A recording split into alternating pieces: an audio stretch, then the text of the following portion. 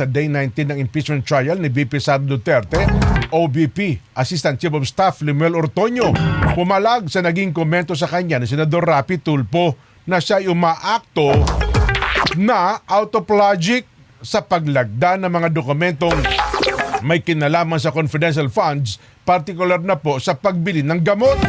Ibabalita yan ni Weng de la Fuente. Weng?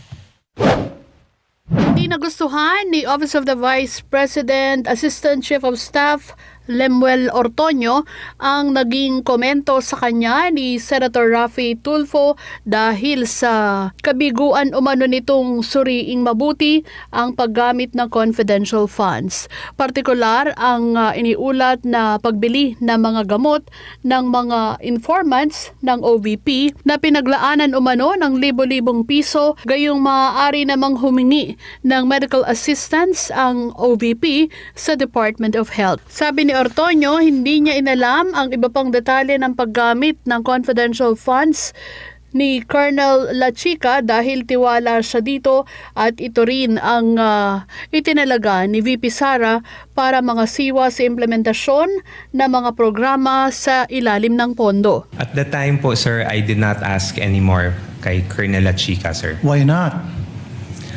Because, sir, I already gave I trusted what the security officer mentioned to me, sir. But it is your responsibility to know.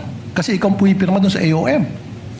Sir, in terms of the responsibility to know, sir, I'm not sure, sir, if I'm the one who's responsible to know, sir. Inilarawan ni Tulfo si Ortoño bilang smart guy pero kinwestiyon bakit hindi minungkahi kay Lachica na humingi na lamang ng gamot sa DOH para sa health mission ng OVP at matipid ang paggamit ng confidential funds.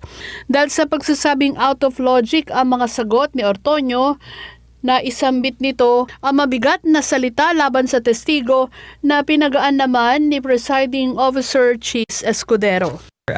That I cannot answer, sir. So again, it defies logic. Hindi po kapani-paniwala ang mga pinagsasabi mo. Sir, for me, it really defies logic. Sayang po yung pagkatalino mo rito. With all due respect, Your Honor, I personally take offense of that comment, sir. I actually just did my duty, sir. At the time, sir, I believe na yun po yung kailangan kong gawin bilang isang empleyado po, sir. And I did my work, sir, based on what was tasked of me, sir, including the limitations that I can do to the duty that I will be doing. Sa interjection naman ni Senator Judge Robin Padilla, kinwestiyon nito ang prosekusyon kung gumamit ng aliases ang mga bayani ng bansa.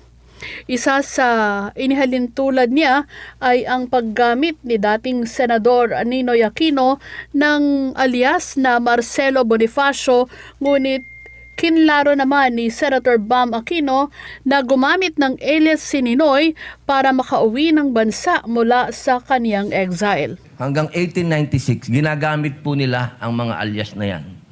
Nagkaroon lang po ng isang traidor, ang pangalan ay Teodoro Patino, na nagbulgar sa Katipunan.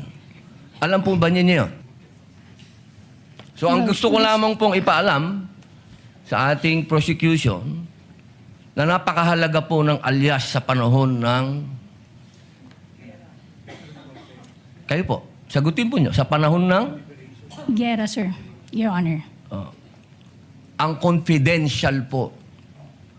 Ang pagkilos confidential ay napakahalaga at hindi po ginagamit ang pangalan at hindi po pumipirma. Officer, tama po. Si Ninoy Aquino po ang kanyang alias ay Marshal Bonifacio para makauwi po siya sa Pilipinas nung nasa Boston siya. Oho. Pero wala naman ho siyang confidential funds na... Wala ho siya sa mga AR na confidential funds. Lilinawin ko lang ho. Okay. Sa pagtatapos ng Day 19 ng impeachment trial, tinapos na ang testimonya ni Ortoño. Magre-resume naman ng impeachment trial sa Martes, September 1 dahil nataon naman na holiday ang August 31. Weng de la Fuente para sa 100% balita.